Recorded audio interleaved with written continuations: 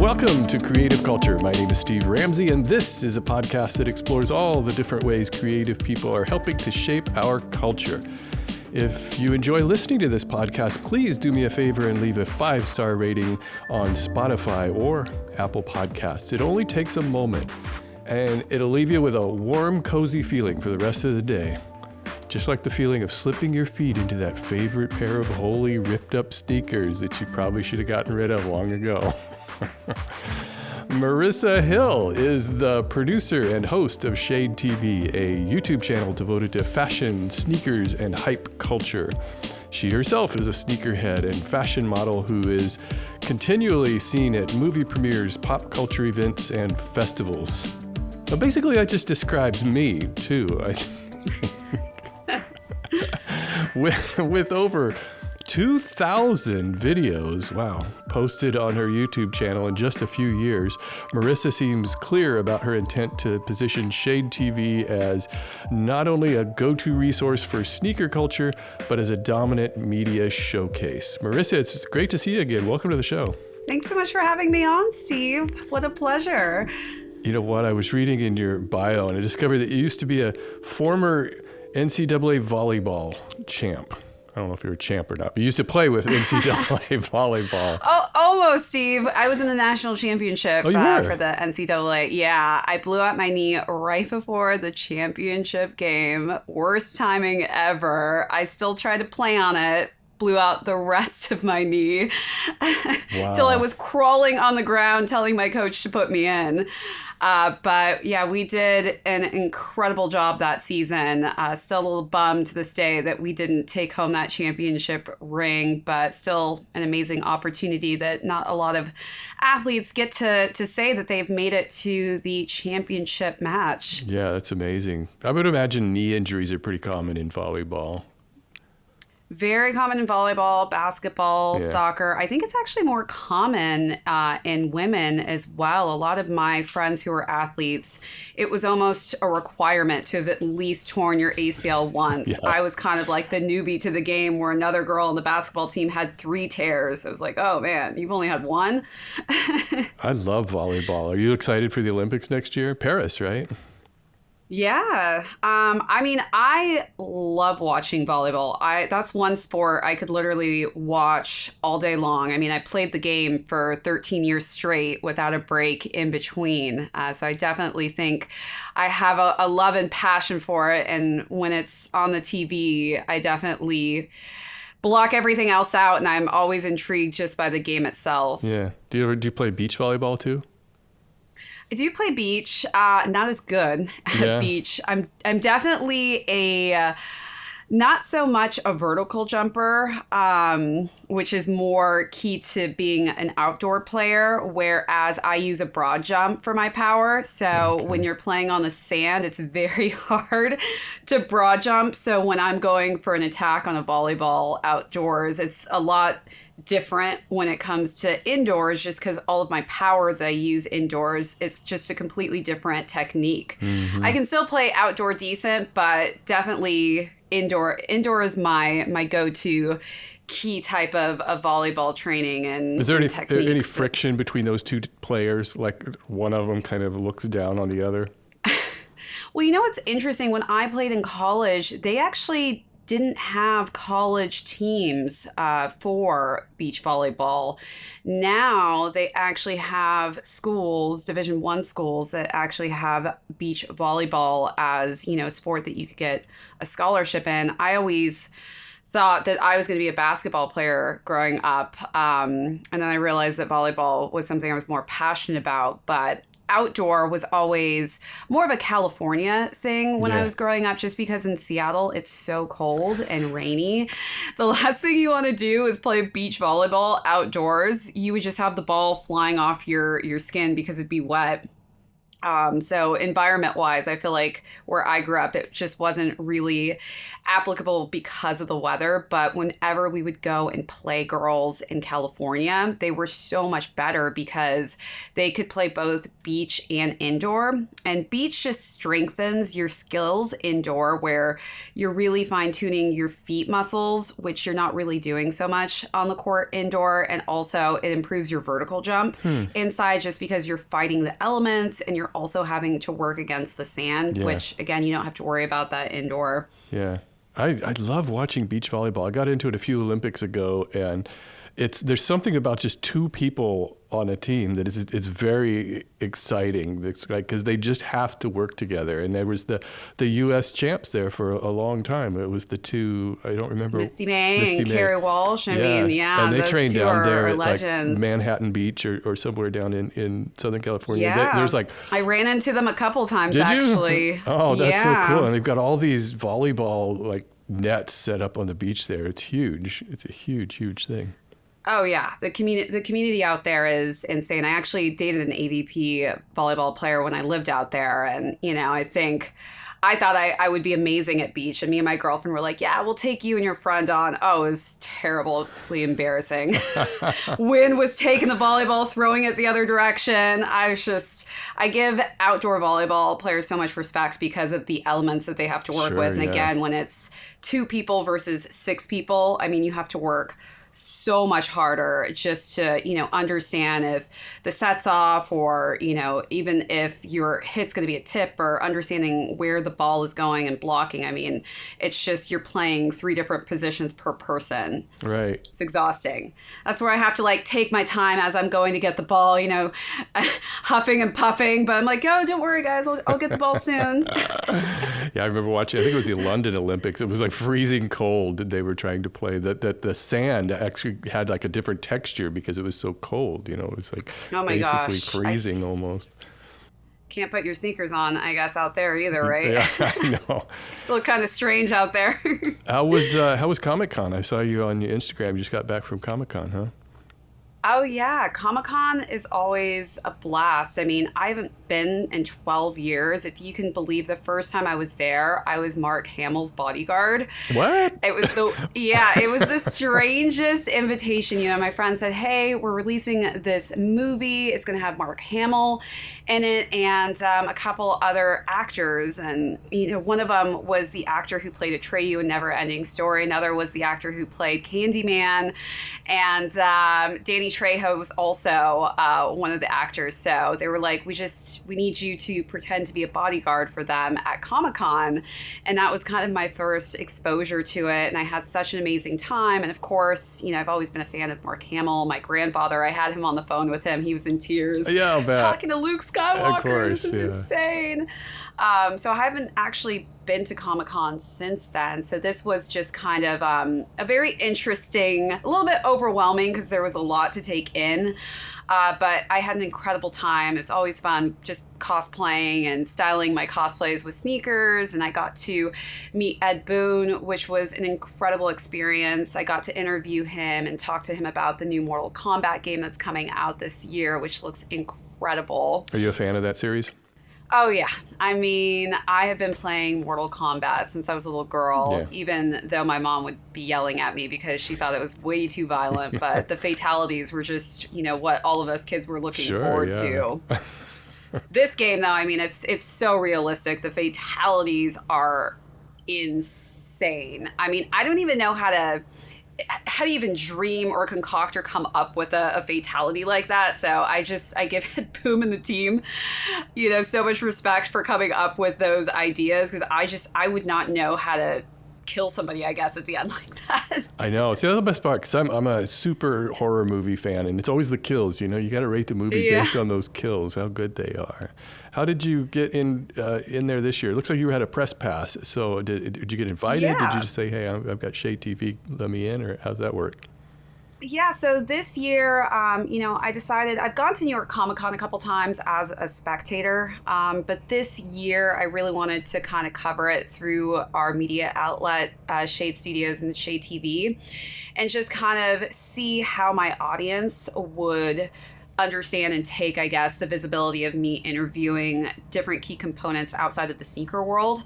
And it was kind of a tester, and I think a lot of people loved it. So I think moving forward, we're going to be probably becoming more of a media outlet when we go to these events versus me kind of being a personality attending the events, which is kind of different, but also a bit more rewarding in a sense where I get to meet these really intriguing individuals who are part of all of these different entities, whether it's gaming, whether it's anime, or whether it's movies, TV, and film. So it's a completely different experience because you are, in a sense, kind of working and having a good time at the same time. But definitely was very fun getting to be on the media side of things for the first time here at Comic-Con San Diego, and just, getting to be kind of one-on-one with these key individuals who have done these amazing projects. Yeah, it does kind of seem like you are trying to expand Shade TV into a much more of a media outlet. Are you going to keep with the sneaker culture as the core of that, or are you just going to slowly evolve into something else, do you think? I think that we're definitely evolving into something else. The great thing about sneakers is that it kind of correlates and intersects into so many different pieces and parts of the world culturally. And so one of the things that I've been even noticing in TV and movies is that product placement with sneakers has become just something that didn't really exist necessarily back in the day, where I think they're kind of making it more of a key focus, which is very interesting. So I think by going to red carpets and attending these movie premieres or TV premieres, it's something that's already, I guess, kind of coincided with the film in a sense, where they're trying to naturally and organically place it, but they also are wanting people who focus on products like that. They want that audience to also go and see the film or watch the TV show based upon the fact that they are really product placing, these sneakers slyly onto the actors, right, or even just in stores. They're really making it kind of a main focus. Not so much where it's like, oh, this is an ad, but also with Barbie, for instance, they have so many Barbie collaborations that they've come out with.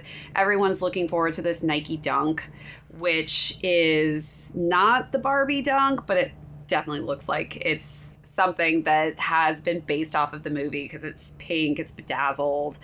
But I do think we will be veering off into different directions where we're focusing on doing more reviews on movies and film, TV shows, but also going in different directions of anime and gaming, just because I've realized that at these events, when I go to Comic-Con, it's the same fans that we have, the same fan base. We all kind of share these similar interests. We all love sneakers, but we also play games. We also love anime. We also love TV and film. So we're just kind of connecting, I think, all of it together as one ecosystem. Still obviously doing the sneaker content, but again, just kind of expanding into some other different directions. It seems like a natural progression for everything that you're doing.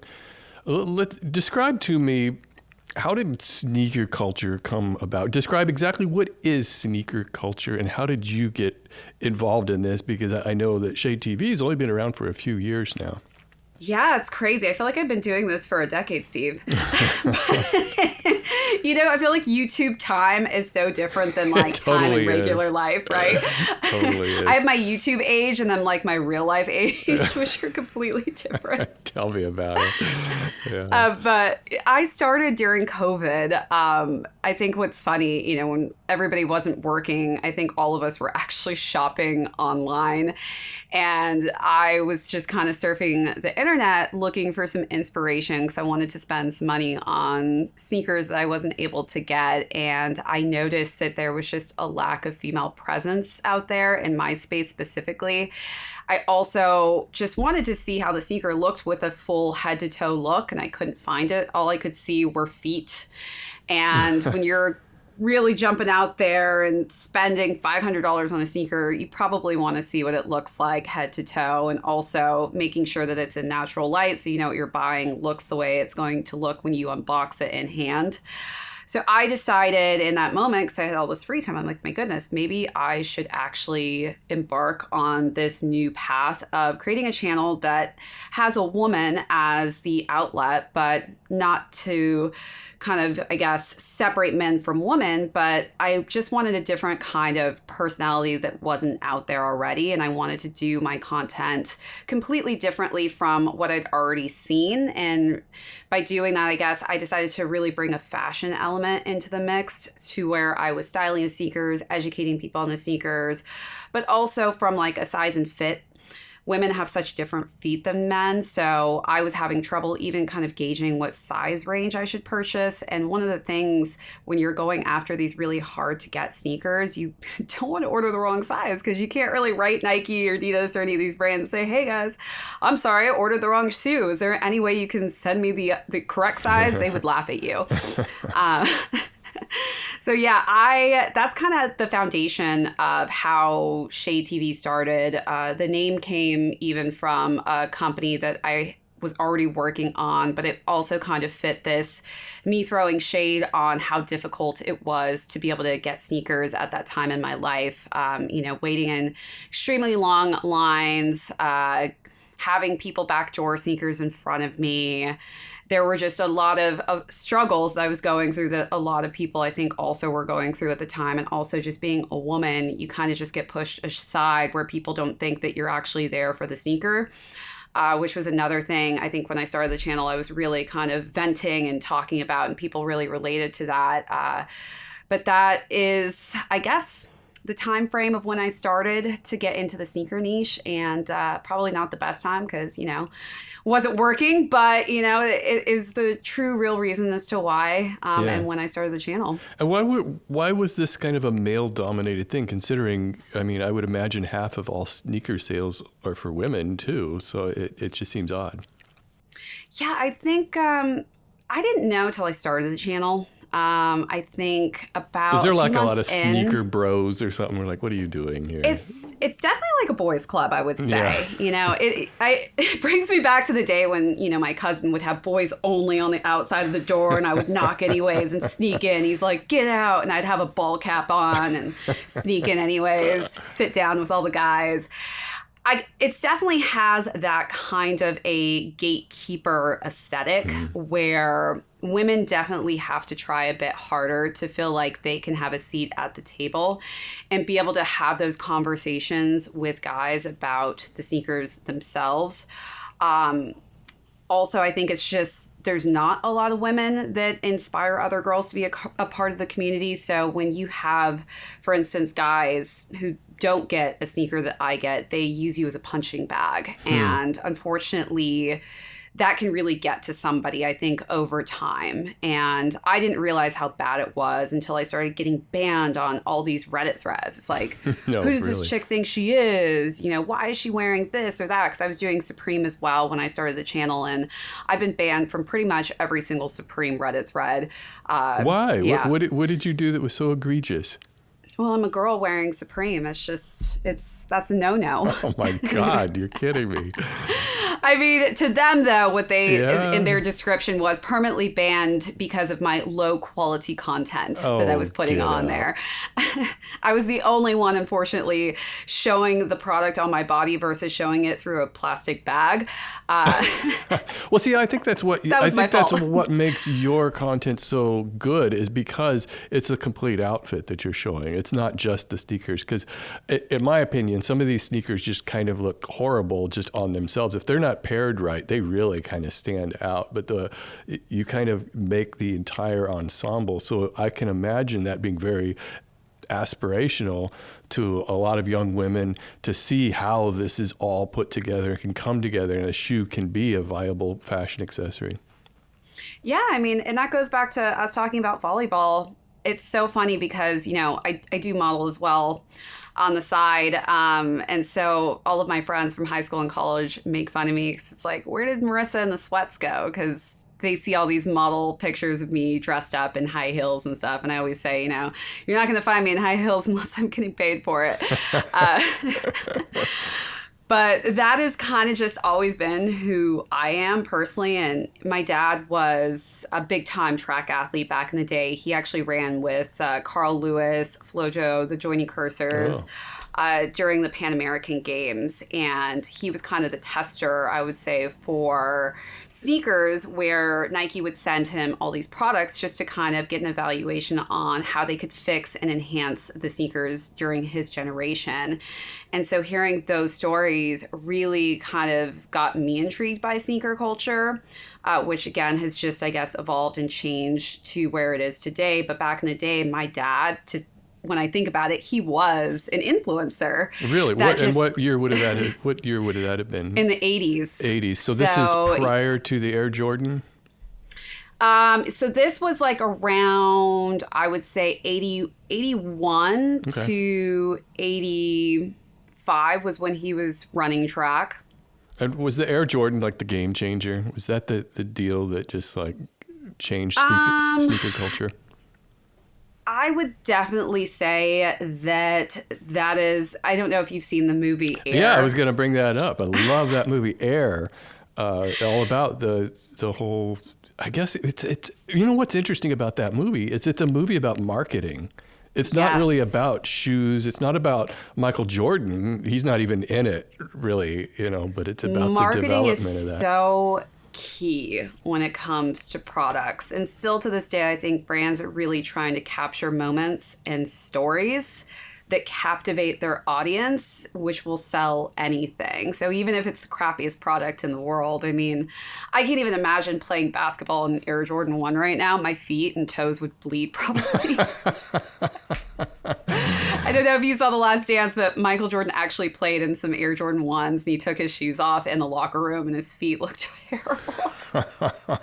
It's like, how did these guys play in Converse even back in the day in the 80s? I can't even walk in New York City in Converse for more than a couple hours before my feet start hurting. So running up and down the basketball court seems so traumatic. But I think that, Jordan Brand essentially just was a huge front runner with Michael Jordan, and everything aligned so perfectly in that time frame. But every part of that story was so essential. Like I can't even fathom, if one part didn't work out, or if Jordan had gone to Adidas, what maybe would have changed there. Would that Adidas have had? It's the most exciting movie about marketing you will ever see. It was really thrilling. It really is. And you have Matt Damon and Ben Affleck. Yeah, I mean, it's got the cast behind it too. But I think that it was interesting because Michael Jordan, it was his mom who kind of changed the scope of how athletes are going to get paid on these endorsements. And that was kind of the key thing. He was like, I want a cut of every shoe sold. Which is so genius. I mean, I feel like in that moment too, when you're that young, I would have just been happy to have had a sneaker with a brand like that and never would have thought, oh, I should maybe actually think about earning a percentage of each sale that's made per sneaker that's been purchased by, a consumer. That would just be something that would have been way over my head at that age, know. So I think that Viola Davis's character as Michael Jordan's mom, I mean, she really was the backbone to that deal and really the foundation to that success. Because he was an Adidas guy. He didn't even want to talk to Nike. Michael Jordan was like, no, man, I like the running suits from Adidas, And so it was a story about how they were able to kind of interest him in Nike. And so they put everything on the line. Nike put like their entire marketing budget into this one guy, and it ended up working. And Peter Moore, I mean, as well, he was the designer for the sneaker at the time. Can you imagine if Peter Moore he was under so much pressure in that too? Oh my gosh. I can imagine someone coming to me and saying, Marissa, we need a shoe now. Like in 2 weeks or something. Yeah, it was crazy. Hey, let me just pull this out from the table. Well, I've got these different designs here. And... and Tinker Hatfield as well. I think people always assume, because Tinker Hatfield is kind of the bigger name if you were to kind of put the two side by side.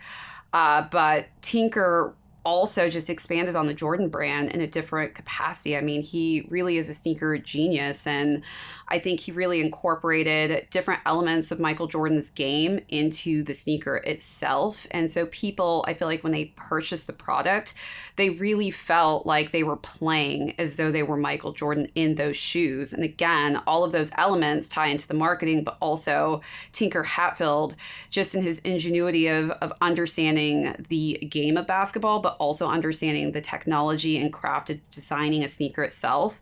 Those combinations are just something that at that time was unbeatable. Nike was like the little guy at the time. They were like the third largest. And look, I was just pulling up. I just wanted to see like who rules the sneaker game today. And of course, it's Nike.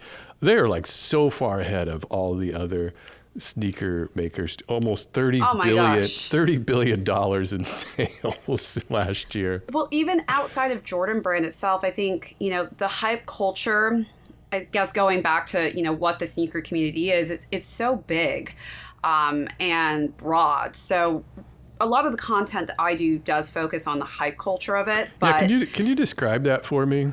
Yeah. So I would say there's a hype side of drops. Typically, that's going to be anything from Jordan brand, but specific silhouettes. So everybody wants an Air Jordan 1. That was, Michael Jordan's most iconic sneaker. The Air Jordan 2 was kind of brought back, I would say, in the past couple of years, just because Virgil Abloh did a very, very hype collaboration on that silhouette. So they've kind of been unveiling different 2s with different collaborations from different companies or different designers. 3s are also very popular. 4s are very popular. 5s are very popular. 6 and 7s, it's not so much. They're just all right, I guess you could say. It's funny. There's so many Jordans, by the way. Oh, yeah. There's so many numbers. So I'm only sticking in like the top range. But, people love 11s and 12s, 13s and 14s. But after that, it gets a bit foggy and then people start forgetting what number is what. But I would say as far as like the hype subculture, those are kind of the silhouettes that community goes after. As far as the Nike brand itself, I would say Nike SBs is another group. And those products are typically sold in certain stores, such as like the super hype products that are hard to get collaborations as well. So I'll kind of do this in the easiest format as I can, but there's different tiered stores. So you've got tier 0 stores, which get the hardest to get sneakers. So if there is a very hard to get collaboration going out, only tier 0 stores will get that product. Nike SBs are skateboarding dunks typically that people go crazy over. Those are only in orange tiered stores, which are typically just skate shops. So you would only be able to get those in a raffle or online from a skate shop. And then you've got some tier 1 stores, which would be certain Foot Lockers. You're just slumming it at that point. Yeah, I mean, it's very kind of, I guess, confusing. Well, is this like a manufactured, the hype surrounding this and the hype culture, is this just a manufactured like exclusivity? Like we're going to make shoes that we're intentionally going to keep at a small production level just to raise that hype? Oh, completely. I think limiting the quantity of products that are produced and put out there is what really drives the hype. And even, botters are a huge part of the community, which is basically someone who uses a bot or a computer to go after pairs of sneakers, and they're able to basically pick up hundreds of pairs of sneakers, whereas like a human being would only maybe be able to get 1 or 2 pairs. So it's like the Ticketmaster scam. Yeah, it is very much so like the Ticketmaster scam. So you've got a lot of botters out there that you can be fighting with over, just trying to get one pair of sneakers. So I think it's just one of those things that has to be a part of the ecosystem, because even without botters, I guess, would sneakers be sitting? And if they were sitting in stores, would people want them? It's a very interesting psychology. When things are super limited, people want them way more than if they overproduce and they're just sitting the on shelves. Eric Cartman effect. I don't know if you saw that episode of South Park, where he bought his own amusement park, but he wouldn't let anybody in. So of course everybody wants in, they can't get it. It's exactly, I love South Park. Yeah, it's a very similar concept to that. Yeah. And, I think a lot of other brands, though, are also coming into the game. This extends beyond sneakers, right? Hype culture can be everything. Supreme is part of hype culture. Even going back to the iPhone, where people would wait in lines to get the latest iPhone. This could also be part of that. I remember those days. Yeah. I was not one of those people. I was trying to be more patient during that time in my life. But I remember the craze. It's very similar to that. I mean, people have camped out for sneakers. There have been shootings over sneakers. Yeah, this is crazy. So why do you think this is? Why sneakers? Why is sneakers such an important part of so many people's lives? They collect them. I would imagine they collect them. I've seen some in display cases, and I just saw where, one of these Air Jordans just sold for which was this? The Nike Air Jordan 13, The Last Dance, 1998, just sold for $2.2 million. Oh, I believe it. So I think the reseller world has definitely become a big reason as to why people go crazy over sneakers, because they want to make money from it. It is a different business. You have a reseller component of the sneaker world. Where, either you've got a 13-year-old, which I've seen at a lot of these sneaker events, who has a stack of cash in their hands. I can't even imagine at 13 holding, thousands of $100 bills. Hey, Mom, look how much we made today. Yeah, I was garage sailing, just happy to get $5 in my pocket from my little lemonade stand. So now, do they wear these shoes, or do they just keep them? They don't wear them. I would call a sneaker that's unworn is basically called a dead stock product. So any of those resellers, they're selling dead stock, which never been worn, never been really taken outside the box to where, when you're scanning it, looking at it, you can't see any markings on the bottom of the actual sneaker itself. And it's been kept in good condition as well, because over time, unfortunately, what happens to sneakers is they start to deteriorate if you don't actually, keep them in a good environment. It's almost like storing wine in a sense, where oh, I've got my sneaker cellar downstairs. I know, it's crazy. I even, right behind you, I see a bunch of sneakers on shelves. Yes, I have a lot of sneakers. It's not really the best thing to collect when you live in a city like New York. Space is very limited, so every single door in my apartment has sneakers behind it. But yeah, I think a huge component is the reseller aspect. A lot of people have really turned that into a business, and they've made a lot of money over the years. And a lot of young kids have, made a lot of money as well. It's something that, if you are somebody who is around that 12 to 15 year age group, I would say I've met a lot of kids who paid for their school through sneaker reselling, which is kind of crazy to think, Yeah. Wow. Times have changed, though. It's just like stocks. We have companies like StockX and GOAT, which is kind of a place where you can kind of gauge how much the sneakers are selling at, and it very much can tank. So maybe a sneaker that once sold for $5,000 could tank to the retail price point, and you could lose out. So it really is, a game where there's no deciding factor as to how well a sneaker is going to sell. There's just kind of estimations of what people are going to go crazy for. So right now, actually I have it right here with me, at Comic-Con, Ronnie Feig, he actually released a sneaker there exclusively. You could only get it if you were in that location, and you actually had to scan a QR code. And he released different pairs of this. Holding it upside down, sorry, Steve. I could read the X-Men. I was like, can you read this? So this is actually a pair of Asics. Again, another brand that's kind of not been at the top of the focus point. It's been very under the radar, yes. And these were released early at Comic-Con. You had to scan a QR code in order to purchase it online, or you could get these in store, but it's a mystery box. So you don't know what they're going to look like. No one knows what's inside, unfortunately. How much they cost? So this is around $200 for this pair of sneakers.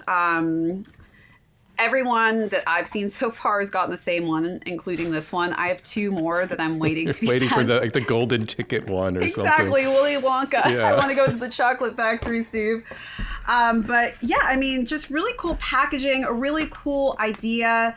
But again, gave people FOMO. Everyone wanted to be at Comic-Con, and they never thought, like, wait, there's an exclusive sneaker that's releasing at Comic-Con. I need to be there. And so again, goes back to the marketing of how products are marketed. Ronnie, I think, did a great job making people wish that they were actually at this event so they would be able to purchase the sneaker early.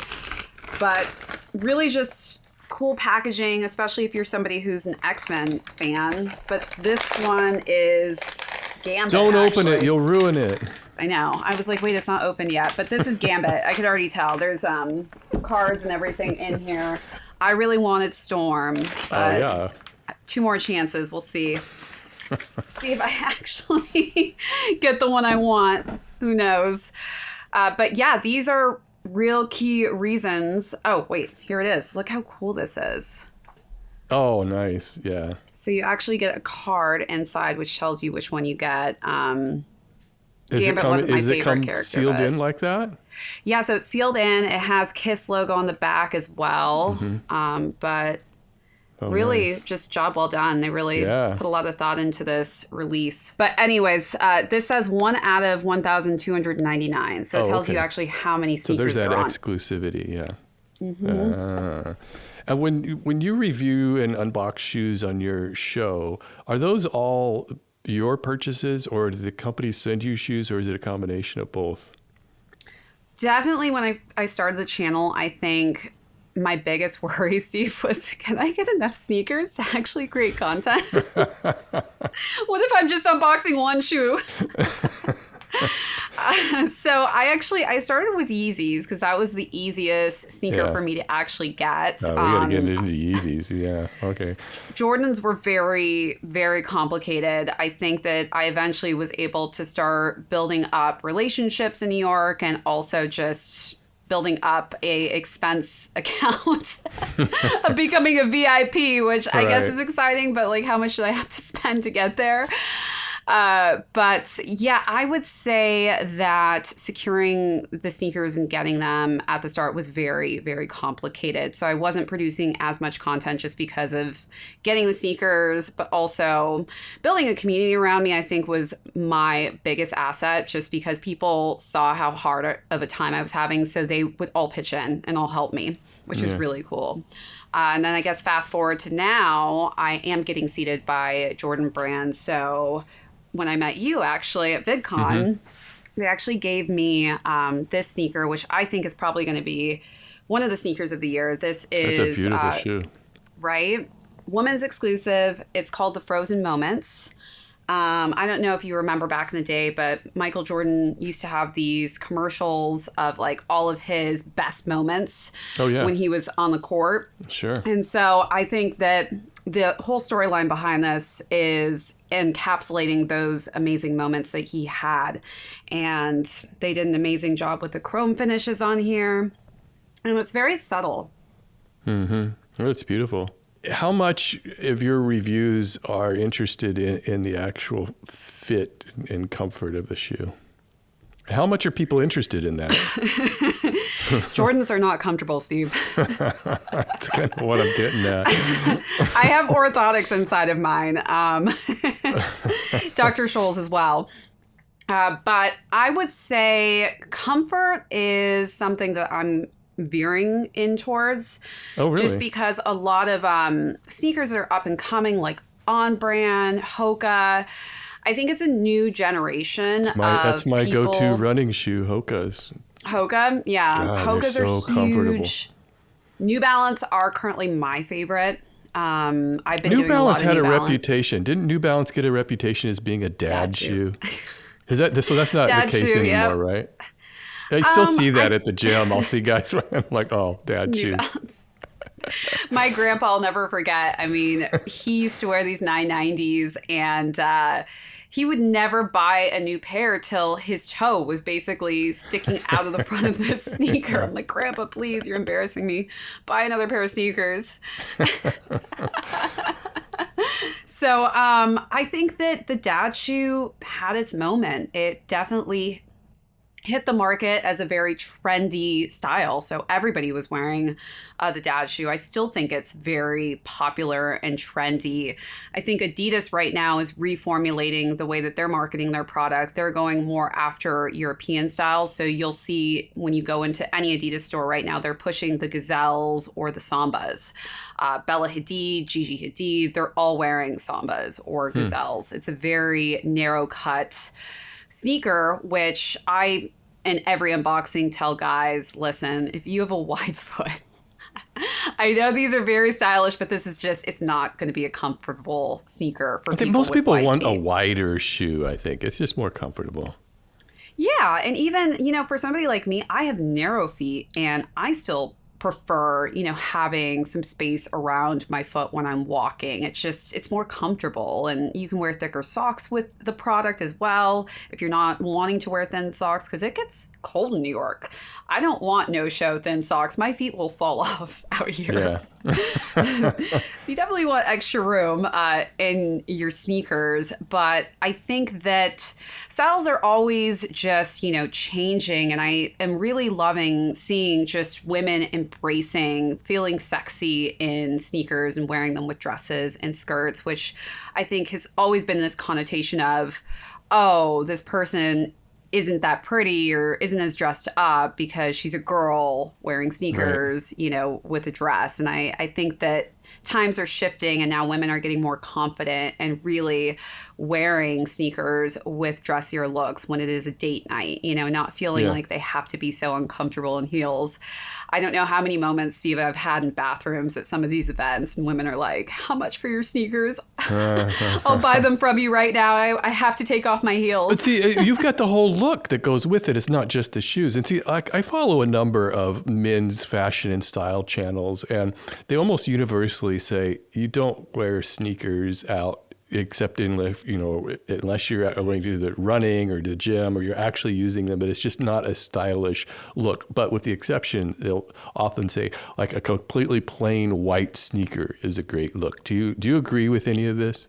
Honestly, what I've come to realize, it's truly your personality, your confidence. I feel like I can tell if somebody is uncomfortable in what it is that they're wearing, whether it's high heels or a sneaker. If I see a woman who's clearly struggling to walk down the street, she's holding the wall check move where it's like, I'm okay, but are you really? That just makes me feel like whatever she was wearing from the start, she's not comfortable in it. She's not confident. Right. She doesn't feel good in it. You might as well wear what you feel good in. And for me, I feel amazing in sneakers. So I think women see me walk into a room and, I'm walking in with confidence. And to them, it's like, wow, this fit is amazing. But if I was walking in and I was hobbling, to try and get into the door, they'd probably think there was something wrong with me. But I think it doesn't really matter what it is that you wear, as long as you feel comfortable in your shoes, to be cliche. But I think also understanding your style and just kind of adding in subtle elements to the mix. So for me, if I'm going to wear a really brightly colored sneaker that has floral prints on it, either I'm going to go all out crazy or make the sneaker the standout. But my kind of, I guess, trademark is that I do love wearing dresses with my sneakers. And that's just something that has kind of set me apart from a lot of other women, in a sense where it's very hard to find girls who show you how to style sneakers, I guess, that way. It's more, I can show you with sweatpants, or I can show you with denim or cargo pants, which for me, I'd rather step outside of the box and get into that uncomfortable zone that others may have, to show them that you can still feel comfortable and confident wearing sneakers head to toe in a dressed up look. Or, if you want to go casual with it, that's fine too. But for men specifically, I think white is a safety color. Black is a safety color. But if you feel confident in wearing something that is bright and has a lot of patterns on it, that's also fun too. And it's a great conversation starter. I mean, I love somebody that has crazy sneakers on, walks in the room. That's the first thing I see. I'm like, hey, how come you're wearing these? So when I ran 2 marathons in Hoka's, and it took me a while to find Hoka's to discover how comfortable they were. So I think over wearing many, many different running shoes and specifically, I have discovered that the worst are Nikes. Nikes are just horrible for running in. But on the opposite side, though, they look great. They do. Again, going back to marketing and appearance of things, right? They've got that down. Because I think the Hoka's look kind of goofy. To me, they look goofy. All of them. I got like this as the plain black ones, I'm like, they still kind of look goofy. One of my friends, she was telling me, she goes, you won't believe this, Marissa, but my mom showed up in Hoka's when she was moving me into college. And it was so embarrassing. I was like, Mom, take those off. I was dying laughing because I'm like, I would want to be in comfortable shoes too if I was moving boxes up and down, it's all about floor walk up. I mean, they got great support. See, you're getting older when you talk about how much support the shoe offers. It's got good structure, arch support. I mean, so when I tore my ACL and I was going through rehab, Steve, my physical therapist, she sat me down and she says, listen, Marissa, if you want to walk the rest of your life, we've got a few brands. It's either ASICS or New Balance. One of those two. I don't care which one you choose, but that is what you need to start wearing. And that's kind of how I got into wearing ASICS and New Balance, was after that injury. I just had a completely different mindset to what was the right and correct sneakers that I should be wearing to really appropriately have my foot set in place in the right way. Yeah. I was looking because I watch American Ninja Warrior, and I noticed that they almost all wear New Balance.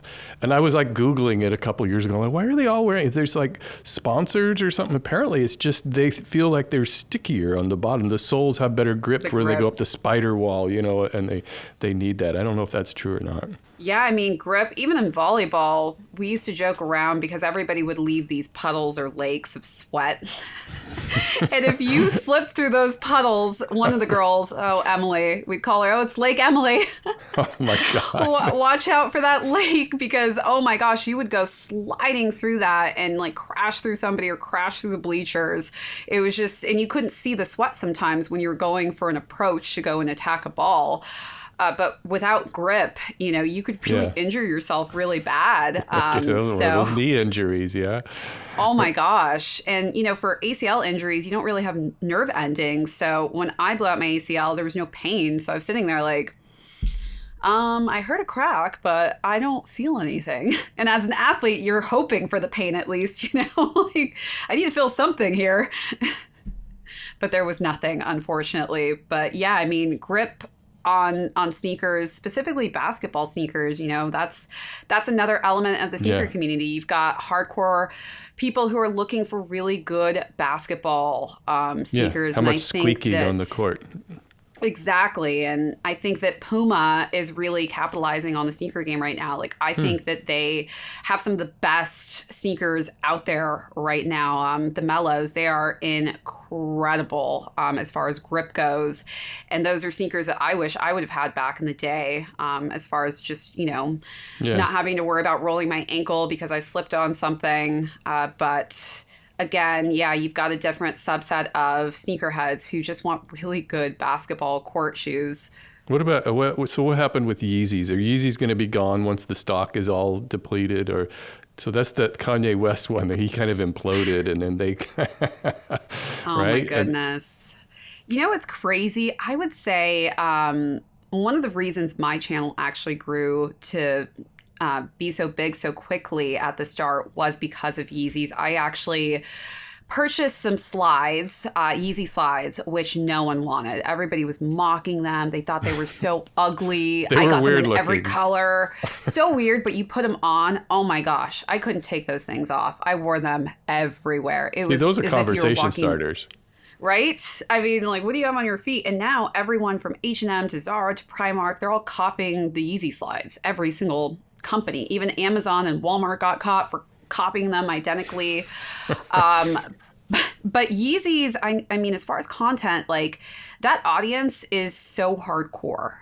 Some of my highest viewed videos are based on the Yeezy product. I actually got to meet the Yeezy team when I was at Coachella. And that was kind of my relationship where I started working with the brand directly. But prior to that, like I was already creating content around Yeezy product, and fast forward to everything happening with Kanye.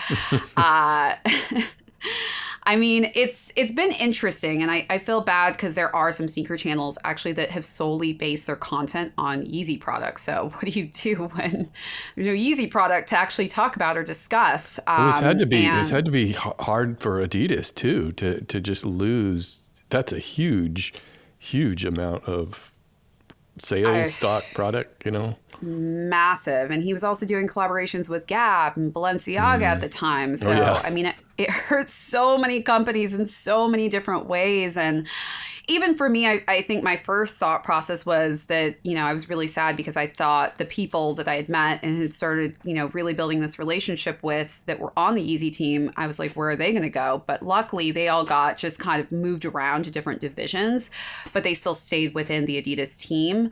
But as far as, the amount of money that they've lost, they've already produced and manufactured the product. So it's just kind of been sitting in factories. They're definitely doing a new rollout coming out soon where you're going to actually start to see it in Foot Lockers. So other just common, shops that you would have seen Yeezys in prior, that's where they're going to start kind of diluting the product and pushing it out towards. And they've had some new colorways for different silhouettes that they haven't released. So those will be releasing through those stores as well. Can't they just rebrand it or something? So the interesting thing is they're not really that much branding on the Yeezy sneaker. As far as any of my silhouettes, I would say like a Yeezy. I might try to see if I even have one on the I could wall. just call it a different name or something. So like if you see this sneaker, right? Like this is Adidas's logo. There's really, on the outside of the sneaker itself, there's no Yeezy branding at all. Right. The only branding that you see is on the interior here where it says Yeezy right there. Yeah. So that would be a very easy change.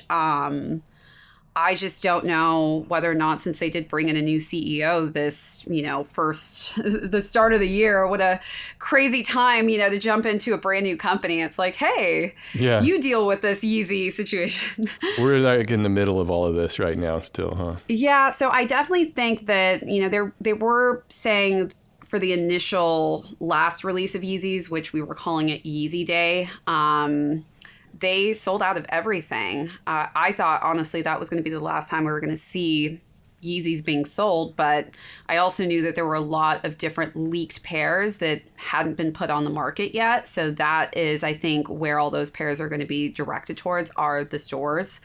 I don't think that they're probably going to be reproducing more product after that, unless there's some way let Walmart and Amazon do it, huh? Yeah, I don't know what they're going to do with. They've got a lot of product basically to sell, and they've got a lot of making up to do. And also, I think Adidas needs to find their identity. They've got Bad Bunny right now, who's kind of been the forefront of their hype products. I just don't think it's enough to save, the company from losing Yeezy, just because Yeezy has been such a huge entity of the brand. Okay, let me give a couple actionable recommendations for listeners to this podcast. Give me kind of a go-to shoe for just wearing every day for walking, getting around town and everything. Probably looking for comfort, but still with some style. I would probably say the 990 V3 New Balance is probably my go-to, and especially since Kith has done a ton of hype collabs on them. So many actually different stores have done amazing collabs on that specific silhouette. I think that it has the perfect balance between comfort, style, but also as a sporty shoe that you can really just wear all day, every day, and your feet will not feel tired. As far as just having a wider foot or a narrow foot, I love New Balance because they do have variations. You can order like extra wide or a narrow combination in the 990 V3. So it can really depend on the type of foot you have. You can really just balance that out and select the one that works best for you. But again, I think that it's just a good color combination if you go with their classic gray, just because it goes with everything, and it's not as chunky as some of their other silhouettes, so it's not so much a dad shoe. It's a nice intermediate kind of style where it's modern, a little bit on the sleeker side, but again, comfort-wise, it is the best, in my opinion. Quick reaction. Give me a few words to these. Nike. Powerhouse. Okay. Adidas. High fashion. Oh, really? Yes. You think that? So Adidas is the most fashionable of these. So they have done collaborations with Gucci, Prada, I mean, North Face, Gucci, Adidas collaborations. They have kind of capitalized, I think, on that end of the spectrum where Nike and Jordan Brand did one collaboration with Dior, but we haven't seen them go back to that. So Adidas has kind of kept this reoccurring partnership with just high-tiered designer brands. And so they're really becoming, I feel like, that very hype, trendy, expensive, and exclusive company. Reebok. Lost. I'm pretty sure I just saw Reebok actually. I think they're in Forever 21. I think they just literally released a capsule in Forever 21. Did they really? Yes. So the moment you see a brand go to Forever 21, you're just like, okay, it's been nice knowing you. Well, they've been kind of out of the picture for a while, haven't they? They have been. You know, they've got some classic silhouettes, but I just don't think it's been enough to keep them afloat with all the other collaborations that brands have been pumping out. Converse. Oof. Man, I just think of my feet in pain, to be honest with you. I think of the Converse, you know, the high tops, you know. Yeah, the high tops. I don't think of them as having any kind of support or, you know, arch support or anything.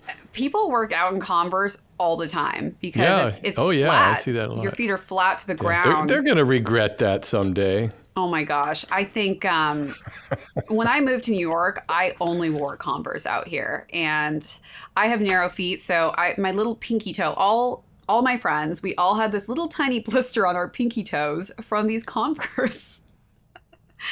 So, yeah, I mean, also for somebody with high arches like myself, it's just not the best to wear all day. No. Last one, Vans. Young. Yeah. Vans it's like skate culture, right? Yeah, skate culture, but also just, I feel like after a certain point in your life, when you get into, I feel like your mid-20s, people just kind of grow out of Vans.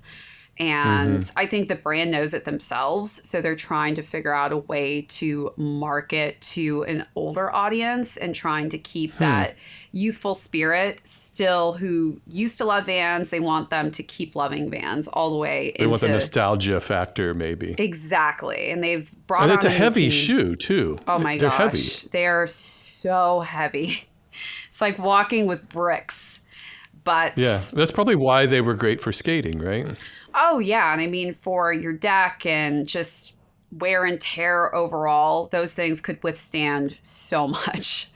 They've done some hype collabs, too, with Supreme recently. I've had a couple pairs, but, you know, I still come to the same evaluation on them. They're just not that comfortable. So what do we got to look forward to on Shade TV in the next year or so? Oh, my goodness. Well, I finally am back home. I feel like I've been on the road for the past You've been traveling month. a lot. Yeah. Yeah. After VidCon, actually, I stayed in LA for an entire week and a half, actually. So that was good. You're doing movie premieres and interviews, and you're getting it done. Yeah, I mean, it's been a fun journey. I can't complain. There's always something exciting, that we get to be a part of and incorporate into the channel. But I think as far as this year goes, again, like I think I discussed a little bit earlier, we are expanding beyond sneakers. We're going into different directions. There's going to be a lot more interviews that we're going to bring on board to the channel. Oh, that'll be good. Which is good. And we're also bringing a different element of blogging, but also some more journalistic aspects to our website. So as far as like movie reviews, we've expanded our team. So I now have different individuals who are actually going to be writing on different movies that are coming out, TV shows that are coming out, as well as just incorporating new different pop-ups that are popping up that are tied to different products that are hype and are releasing in different parts of the world. So we've got a lot, I guess you could say, that we are really adding to the table, but we definitely want to be that kind of one-stop shop for people to culturally be able to find so many things, whether you're interested in sneakers, fashion, movies, TV, whatever it may be. We want to kind of hit all the different targets and have a happy, safe feeling place for everyone to come to. Marissa, it was great talking to you. Thanks for joining me. Yeah, thanks so much, Steve.